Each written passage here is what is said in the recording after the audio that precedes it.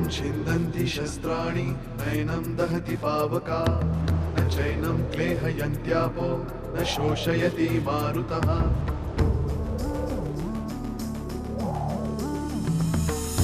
दिवसामागुणरात्र धावते सकाळ संध्याकाळ सूत्रधार जो या साऱ्याचा नामतयाचे काय तयाच्या मनात दडले नकळे कधी कुणा क्षणात होते संभव सारे क्षणापूर्वीचे असंभव असंभव असंभव असंभव. रात्री इथेच होते आणि आता सुद्धा इथेच आहे. वंस इथे नव्हतात तुम्ही, तुम्हाला इथे आणलं आम्ही. हे असे पहिल्यांदा वागायचे तसे विचित्र वागायला लागले ना परत की मला फार भीती वाटायला लागते ग. परमेश्वर, आता ओळख करून द्यायचे, माझे कष्ट वाचवलेस म्हणायचे. तुला तुझा मित्र जर हवा असेल तर मला सुलेखाचा पत्ता दे. आदिनाथ शास्त्रीचा मित्र स्वप्नील आता माझ्या ताब्यात आहे आणि तो अशा अवस्थेत आहे की तो काहीच करू शकत नाही. परमेश्वर, नीट खात्री करून उचललायस की मागच्या वेळच्या सारखा? साहेब, आत्ताच मी आदिनाथ शास्त्रीशी बोललो आणि नंतरच तुम्हाला फोन केलाय. कुठे आहे तो आता? काही बोलला? तेवढंच बाकी आहे, पण गेल्या वेळी झालेल्या चुका यावेळी होणार नाहीत याची दक्षता घेतली आहे मी साहेब. नाही, गेल्या वेळच्या नाही, मला आता कुठल्याच चुका नको आहेत. वाघ म्हटलंय तुला मी त्या दिवशी. वाघ या नावाला साजेसा वाघ, कळलं? वाघ जेव्हा शिकार करतो ना साहेब, तेव्हा ती अर्धवट कधीच करत नाही. करायची तर ती पूर्ण करतो आणि बऱ्याच दिवसांनी जेव्हा तो शिकार करतो तेव्हा ती शिकार देखील लक्षात राहण्यासारखी असते. नाही, तेवढंच कर. ढोल ताशे वाजवत पायघड्या घालून हत्तीवर बसून तुला आणीन या देवळात. पण यावेळेस मला ती मुलगी मात्र पाहिजेच. तिला तर मी आणेनच साहेब, पण इन्स्पेक्टर वजलवारांना कळवा. त्यांच्या पुढ्यात मी लवकरात लवकर खरा खुनी उभा करतोय. कारण नजरेच्या टप्प्यातली शिकार कधीच कुठलाही वाघ सोडत नाही.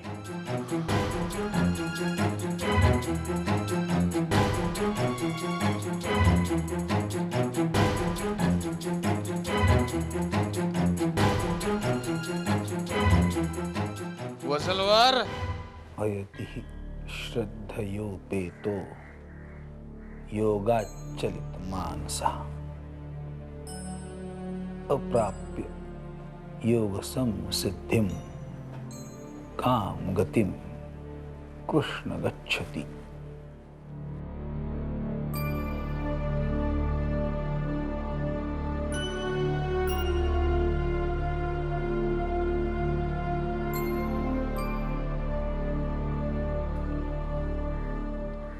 बाबा,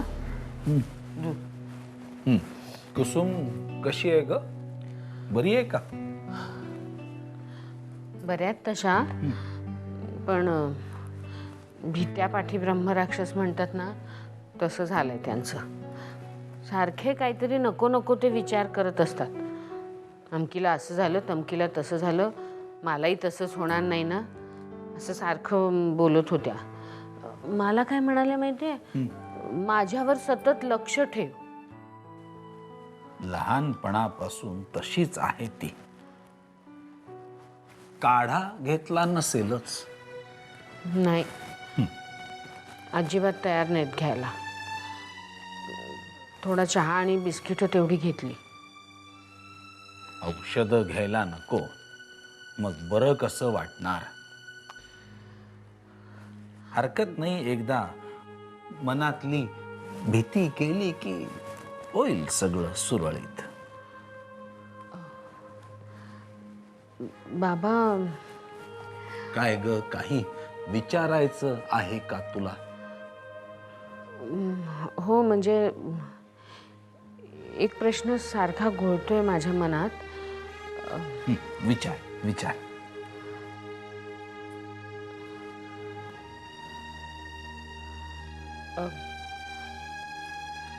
वंस खोलीच्या बाहेर पडलेल्या दिसल्या ना, तर समजा आपण असं धरून चाललो की रात्री त्या पाणी प्यायला म्हणून उठल्या असतील, दरवाजापर्यंत आल्या असतील आणि मग त्यांना चक्कर आली. पण मग चक्कर येण्याआधीच त्यांना काही आठवत का नाही आहे, म्हणून मला जरा काळजी वाटते. नाही, मला नाही वाटत तसं. मुळात ही कुठली तरी शारीरिक व्याधी आहे असंही मला वाटत नाही. हे सगळं मानसिक आहे, मानसिक, आणि तेही तात्पुरतं. म्हणजे काय बाबा? कुसुमला चक्कर आली असेल, पण त्याआधीच मला काहीच आठवत नाही हे तिचं म्हणणं काही मला पटत नाहीये. वसुधा, ज्या माणसांना आपण आपल्या घरातल्या माणसांकडून टाळले जातोय, आपल्याला महत्त्व दिलं जात नाही आहे असं जेव्हा वाटायला लागतं, तेव्हा त्यांच्याकडून सगळ्यांचं लक्ष वेधून घेण्यासाठी प्रयत्न सुरू होता. कुसुमही त्याला अपवाद नाही. ही सर्वसाधारण मानसिकता आहे. तुमचं म्हणणं ठीक आहे, पण तरी सुद्धा बाबा एकदा डॉक्टरांना बोलवून घेऊ का? म्हणजे रागवू नका तुम्ही, पण कुसुमवंसे एरवी कशाही वागत असल्या तरी हे सगळं त्या फक्त आपलं लक्ष वेधून घेण्यासाठी मुद्दामून करत असतील असं खरंच नाही वाटत मला.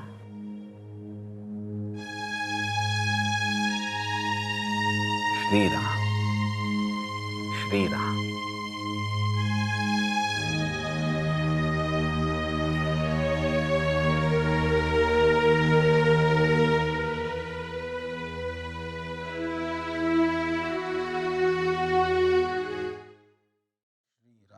जय राम जय जय राम.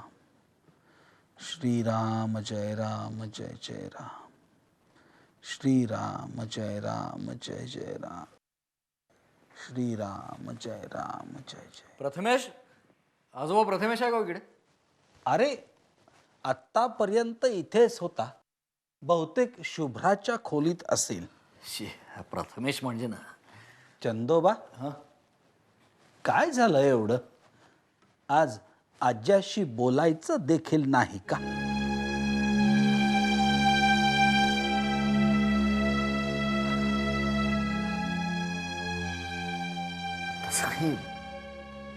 तसं काही नाही आहे आजोबा. प्रथमेशला न्यायला आलो होतो. राधा येणार होती, पण तिचा फोन आला मला. म्हणाली की प्रथमेश खूप चिडलाय माझ्यावर, तुम्हीच घेऊन या असं म्हणत होती, म्हणून आलो. आता प्रथमेशला घरी सोडणार आणि कामाला जाणार मी. बर, तुझं सगळं व्यवस्थित चालू आहे ना? हो, म्हणजे काहीच प्रॉब्लेम नाही, मस्त. मग तू एवढा अस्वस्थ का आहेस? मी नाही, म्हणजे ते कामाच्या घाईत आहे ना, त्याच्यामुळे वाटत असेल तुम्हाला कदाचित. चेहऱ्यावरचे भाव कधीही खोटं बोलत नाहीत चंदोबा. हो, खरंच तसं काही नाही आहे आजोबा. खरंच तसं काही नसेल तर मग उत्तम आहे. निघ तू. तुझ्या धावपळीत माझा व्यत्यय नको. तू तुझ्या कामाला जा. हो, माझ्यामुळे ते राहायला नको.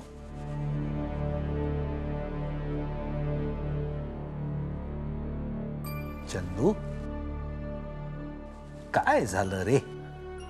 आजोबा, मला तुमच्यापासून काही लपवून ठेवायचं नाहीये आणि खोटं तर त्याहून बोलायचं नाहीये.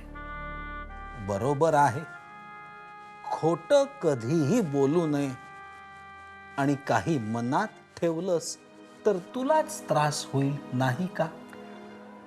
हो, पण काही गोष्टी स्पष्टपणे जर बोललो ना तर त्याचा तुम्हाला त्रास होईल अशी भीती वाटते आजोबा. म्हणून चंदू, आजपर्यंत अनेक जड गोष्टी पचवल्या. आता आणखीन असं काय सांगणार आहेस तू?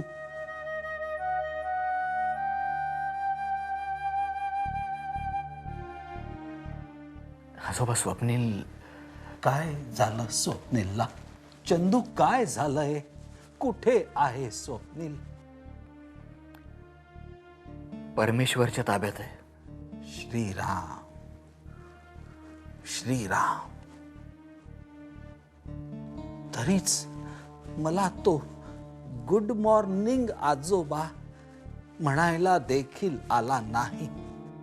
तुम्ही काळजी करू नका. मी आणि आधी त्याला परमेश्वरच्या ताब्यातून सोडवायचा पूर्ण प्रयत्न करू.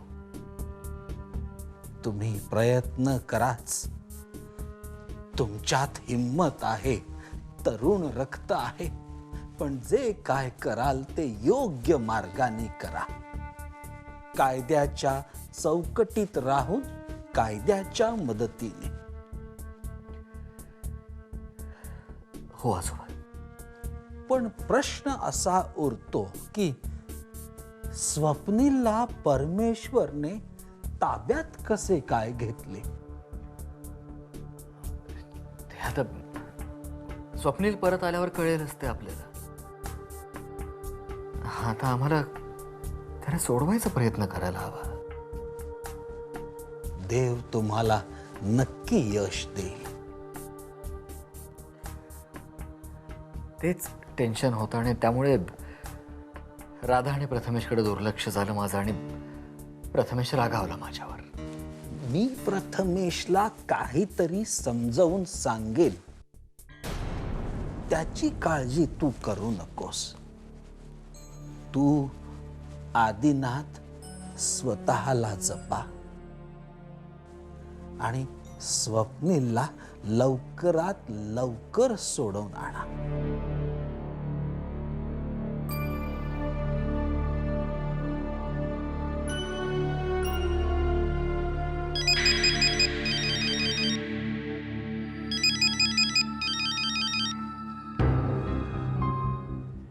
हॅलो.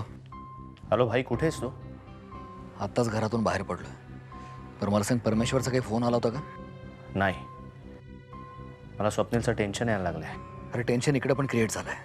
म्हणजे तू तू घरी काही बोललास? नाही रे, मी काही बोललेलो नाहीये, पण केव्हाही कळेल. स्वप्नील आपल्याच घरी राहिला होता, माहितीये ना. आज त्या परमेश्वरचा नक्की फोन येईल, कारण त्याची काहीतरी मुदत असेलच ना. बघ, आधी काही करून आपण आता त्याला लवकर सोडवायचे प्रयत्न केले पाहिजे.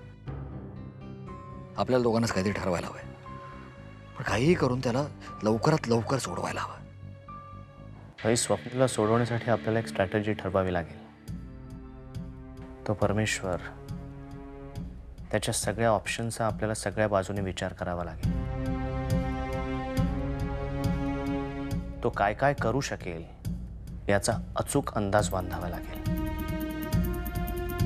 भाई, आपण भेटून बोलूया.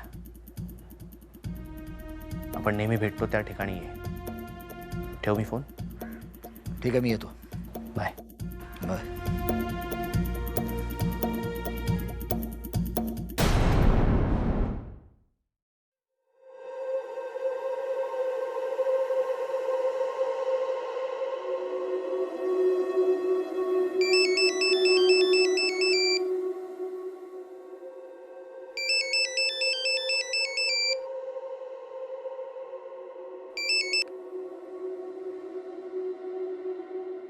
बोल चंदू. मी तुझ्याच फोनची वाट पाहत होतो. स्वप्नीला का पकडलेस परमेश्वर?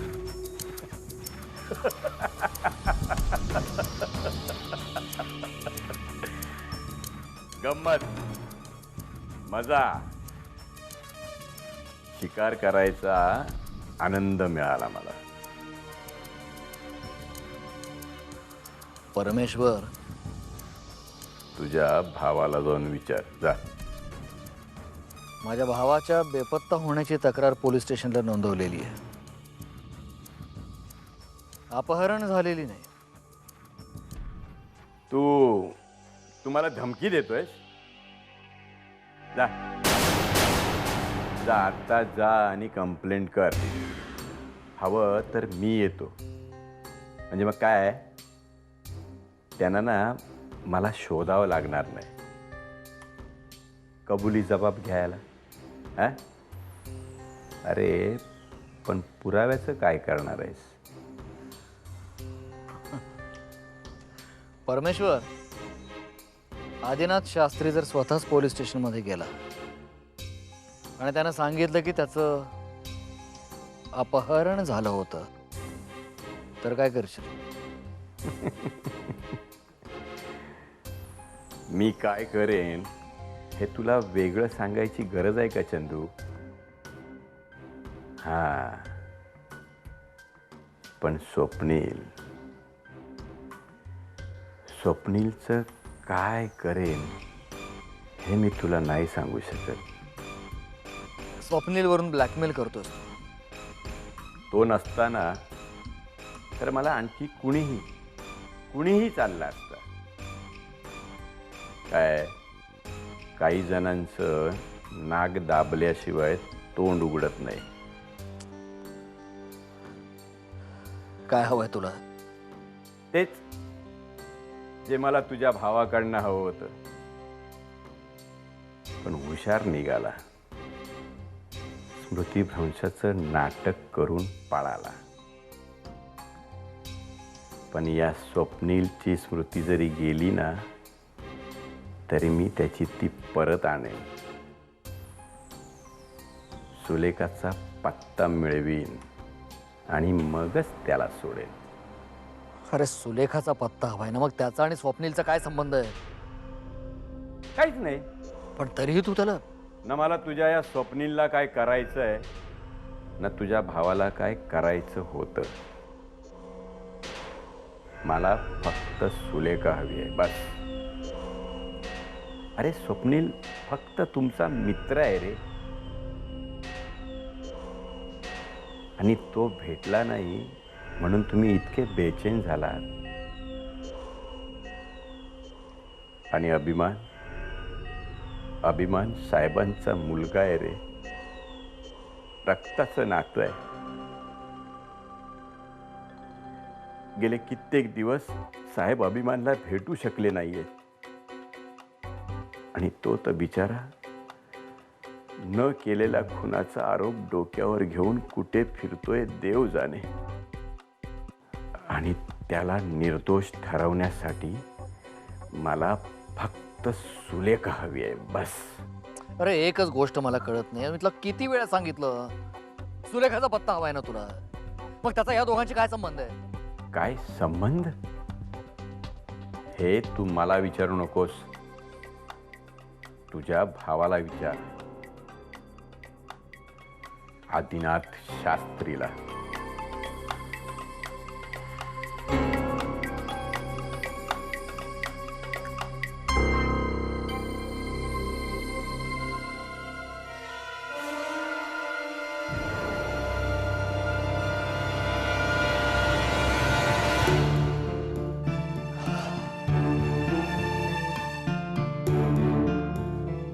परमेश्वरचा काहीतरी बंदोबस्त करायला हवा. त्यावेळी तू मला शांत राहायला सांगितलंस. तर आतापर्यंत इथपर्यंत मजाही गेली नसती त्याची. काय करणार होतास तू? असं काहीतरी केलं असतं आधी की स्वप्नीलच काय, पण शास्त्री कुटुंबातल्या कुणाकडेही नजर वर करून बघायची हिंमत झाली नसती त्याची. असं केल्याने आपला प्रश्न सुटणार होता का? पण निदान ही अशी कोंडी तर झाली नसती. तर आपण काही ना काही करून स्वप्नीलला सोडवू. पण कशावरून तो आणखी कोणाला पकडणार नाही. तू सुटलास ना तेव्हाच आपल्या लक्षात यायला हवं होतं. यामुळे आपले पुढचे प्लॅन्स आणि सगळे प्रयत्न फसणार तर नाहीत ना? कसले प्रयत्न करायचे आणि कुठल्या दिशेला करायचे काहीच समजत नाहीये. त्यात त्याची ती मागणी. अरे काय सारखा सुलेखाचा पत्ता मागत होता आणि मला म्हणाला की तुला विचार तुझा आणि सुलेखाचा काय संबंध आहे.